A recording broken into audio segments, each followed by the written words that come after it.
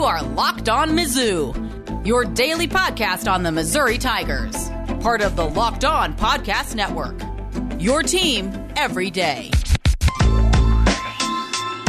Hey, all you true sons and daughters. I'm John Miller, your Mizzou mafioso and the central scrutinizer of Missouri Tigers football and basketball. And yes, I am really excited to be here today after a Missouri victory. And you know what? A very encouraging Missouri victory, in my humble opinion, especially after going back and really taking a deep dive into the coach's cam, if you will, the all-22. Yes, we moved our season tickets this season. I'm in the top of the south end zone, kind of right in the middle between the uprights. And you know what? That gives me the absolute perfect vantage point for coach's cam, the Madden cam, if you will. And I tell you, I've already realized this is going to provide a lot of value for me as the host of Locked On Mizzou, and of course, then for you, the listeners. And here's the deal. If you came away discouraged by the Central Michigan result, well, I got a lot of reasons to tell you why you should be encouraged. But first, I do want to tell you that the NFL season is, of course, about to start, and nobody covers it like we do right here at Locked On. And continuing through Wednesday, Locked On's Ultimate Season Preview is taking you through every team and every division. So just follow Ultimate Season Preview 2021 feed on the Odyssey app or wherever you get your podcasts for free. Now, first of all, yesterday I spent a lot of time watching back over 100 snaps from this ball game. And the biggest takeaway that I didn't realize while watching the game live, and this is why it's really important in football, there's so much going on, 22 guys on the field at the same time. It's important to go back and actually break down every play, rewind, watch some different players, what they were doing on the field. And what became immediately obvious is that Steve Wilks, Missouri's defensive coordinator, for all the talk of, hey, we're going to play lots of zone defense and all this stuff, well, in week one, that was the 2020 Missouri defense. That was Ryan Walters' defense. They played single high safety and tight man-to-man defense basically the entire game. Now, there was a few exceptions on 3rd and 10. They mixed it up a couple times. But for the most part, they showed Kentucky nothing for next week. If they were trying to get a read on what the Steve Wilks defense looks like this season, good luck. That's what I would say. If you're an analyst for Kentucky, good luck showing your coaching staff anything that you didn't already learn from the Missouri game last year. So I thought that was really, really interesting that Mizzou basically decided, hey, we're going to show them absolutely nothing, not only on defense, but on offense, too, quite honestly. Even the quote-unquote cute plays that Missouri ran, the shovel pass to Nico Hay, for instance, well, that's a play Missouri ran last year a couple times. Again, showing them nothing new whatsoever.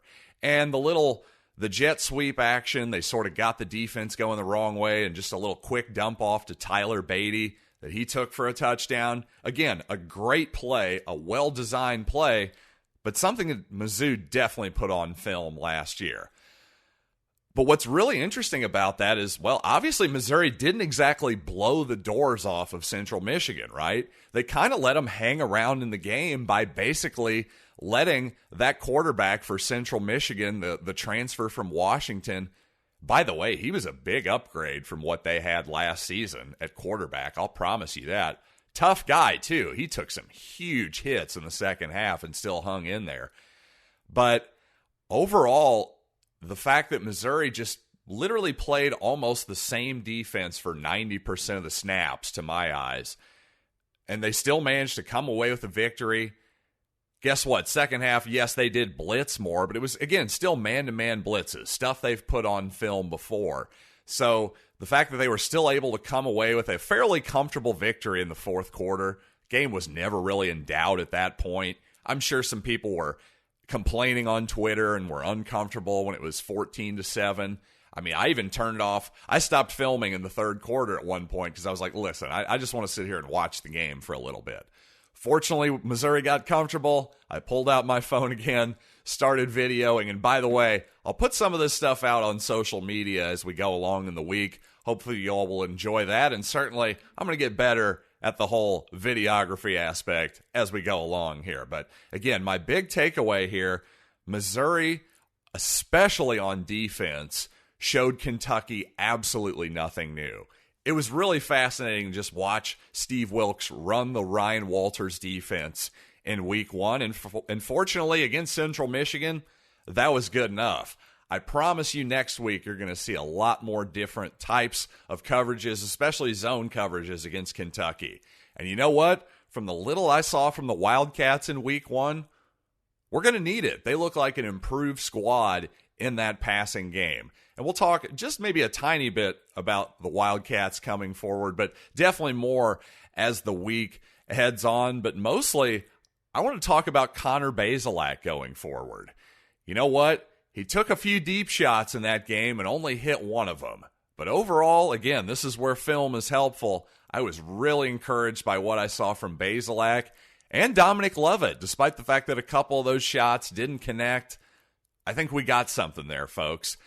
And I want to talk all about Connor and that Missouri receiving core, and of course the defensive backs as well. Caleb Evans really showed out. But you know what? First, I want to tell you guys about StatHero, which is a different way to play daily fantasy sports. And frankly, we need a different way to play daily fantasy sports because 85% of the people who play that particular game, well, they lose. So you know what? Is it really that surprising when you think about it?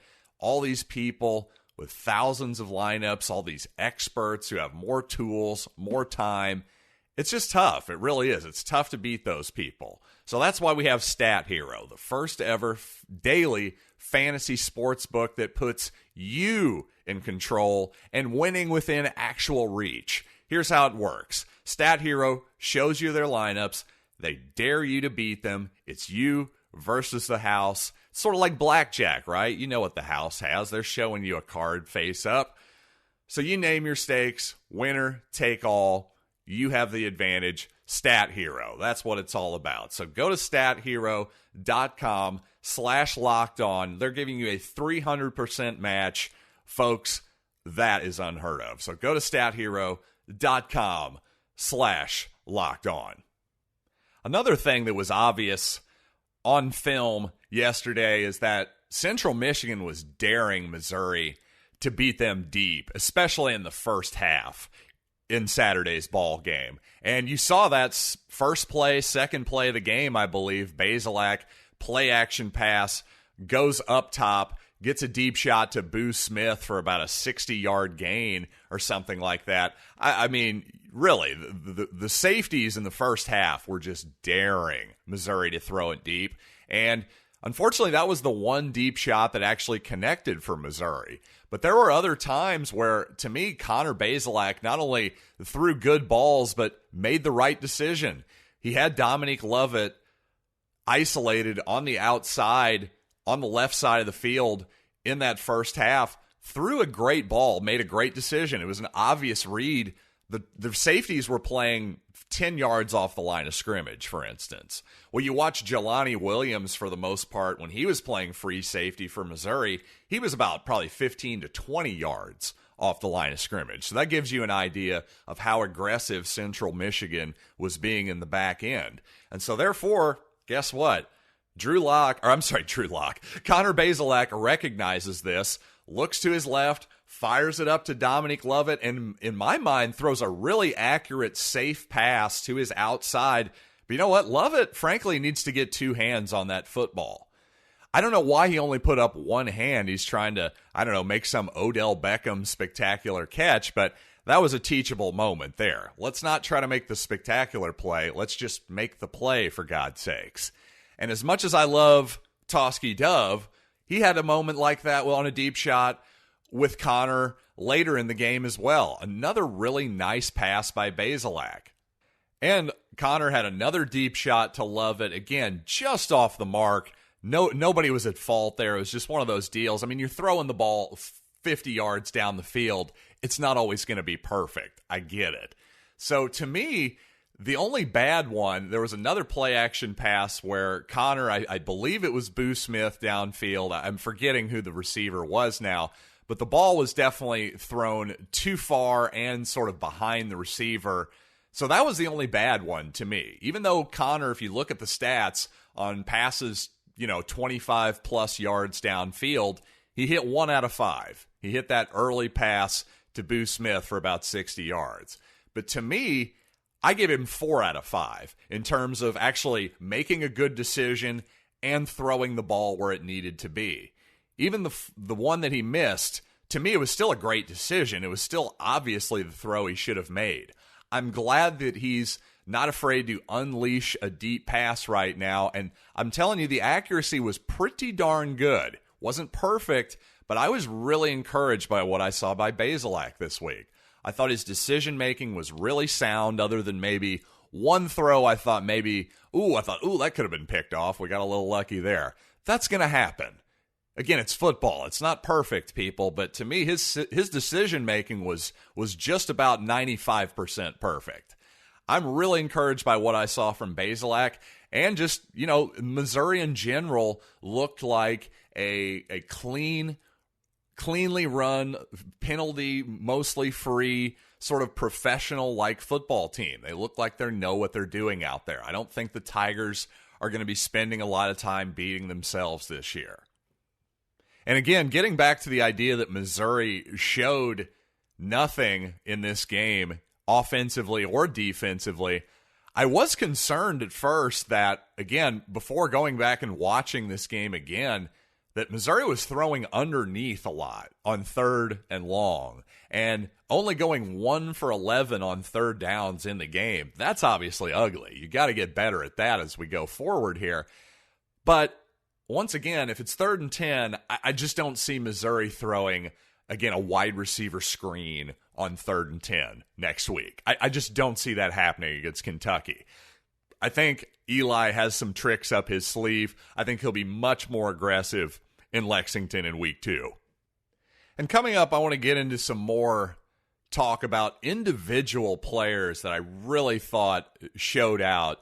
And of course, one of those guys is Tyler Beatty, another a Caleb Evans, but you know what? Jelani Williams, boy, he was laying the wood. I'll tell you, there are some impressive guys. Chris Abrams Drain as well, I thought, had an excellent game, the converted wide receiver. But I want to talk about all of these individual players coming up. But first, let me tell you about the best tasting protein bar ever devised by mankind. And if you think that's hyperbole, well, you know what? I'm calling your bluff. Go to BuiltBar.com and prove me wrong, because Built Bar has 9 delicious flavors, plus the occasional limited time flavor. You never know what you might find at BuiltBar.com. And when you talk to a fan of this product, they're definitely passionate about their faves.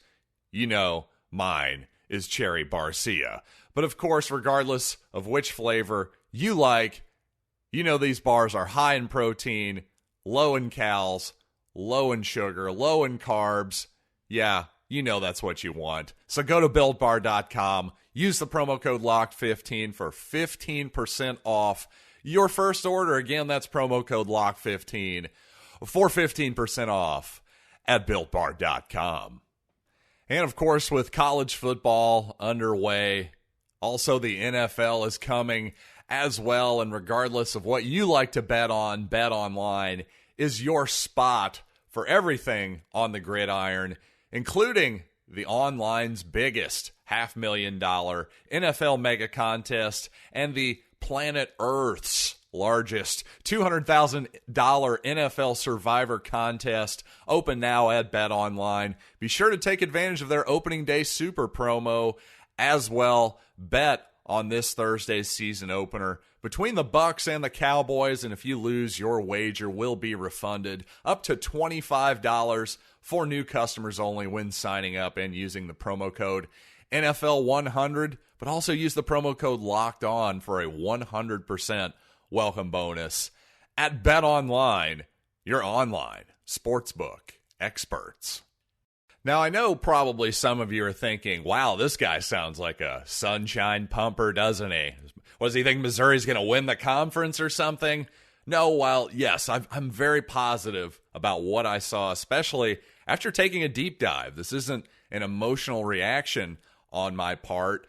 No, I had my emotional reactions in the stadium, but in the cold darkness of my office on a Sunday morning, I thought Missouri looked good on film. I just did. I didn't quite see the argument that, oh my God, Missouri was basically at a stalemate up front either.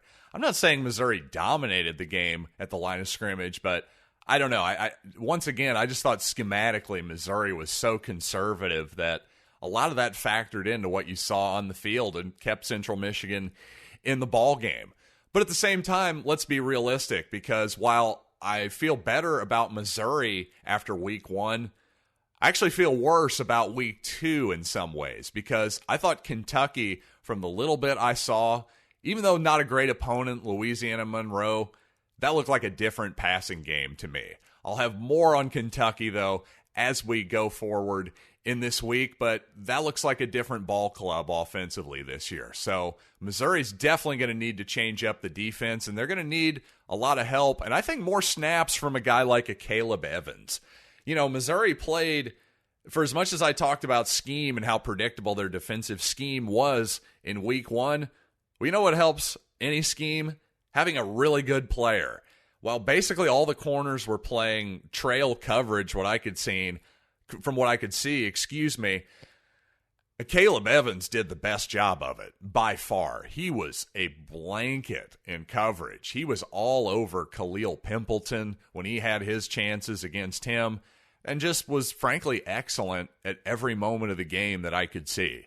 Really, he's got to have more snaps next week. He should play 90% of the game, I would say, considering how good he looked. Speaking of corners who looked good, well, Chris Abrams-Drain looking really solid, I thought, especially in the second half.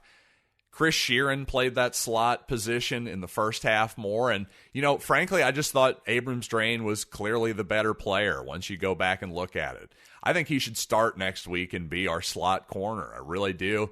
Thought he made an excellent open field tackle on Pimpleton at one point, a guy who may play in the NFL someday. Again, it's week 1, not a lot of live tackling. Really nice tackle there by Chris Abrams-Drain. Again, a converted receiver. I was duly impressed with him in week 1. Nicely done, sir. Also, a really nice touchdown catch, obviously, by Nico Hay, and I think that's a trend we could see. There's a guy, if we want to get more touchdown passes in the red zone, of course, more importantly, just getting touchdowns, period. Well, Nico Hay is a guy, it seems like Bazelak trusts there. You can see why. Tall kid, soft hands, seemingly.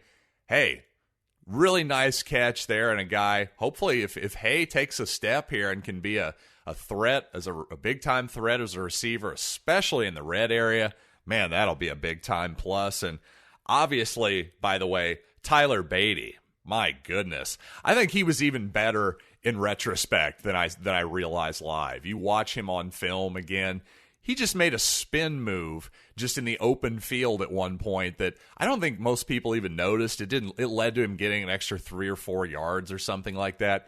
He is always on such balance as a runner, for one thing. He showed great patience yesterday as a runner, and frankly, he's just a more versatile player than Larry Roundtree. As much as I love Larry Roundtree, I think Beatty is actually the superior player, believe it or not. Beatty probably should have gotten more touches last year, to be really brutally honest with you, because as effective as he is in the running game, he's really, really dangerous in the passing game too. And you don't have to do that much with him either. It's not like you have to line him up and have him run crazy routes. Just run some misdirection and dump it off to him and give him a little space, get those linebackers flowing the wrong way like they did on Saturday, and guess what? He can take that ball 30 yards and go all the way. And I tell you what, Eli Young, a pretty good replacement for Tyler Beatty too. Sometimes people like the old lightning and thunder cliche, right? Have a big back and a small back, the change of pace. I tell you, I kind of like just having Eli Young being a kind of reasonable facsimile of what Tyler Beatty does. They're both explosive players, seem to be able to catch the ball, about the same size guys. I'll tell you, it's kind of helpful to be able to just, hey, if Beatty ever gets hurt or just needs a break, we can bring in Eli Young and basically run the exact same offense. I think that's helpful, personally. You can always bring in Michael Cox or somebody if you really, really need that 4th and 1 tough yards or whatever, if you feel that's necessary. I don't know. Do we know that Tyler Beatty can't get that yards? I'm not sure that we do. Maybe the coaching staff feels confident there too. So I don't know. I think Beatty is an NFL player. I really do. I've been so impressed by him. Seems like a really fun guy too. Number one, just a fun guy to root for. Great laugh. I love a guy with a great weird laugh. I have all the weird laughs in the world, as you might, if you know me well, you know I'm a weird laugher. So I like Tyler Beatty as a football player and a guy. I just really like this team. I know I sound like I'm probably a little bit over my skis at this point getting excited about Tiger football, but that's what I do. I'm a big-time fan. I'm an optimist, and I just love this stuff, and I love that you're here with me. I'm excited for this season. I'm excited to have football, and of course, I'm excited for this podcast. So join me the rest of this week. We'll talk a little bit more about the game, and of course, about Kentucky coming up right here on Locked On Mizzou.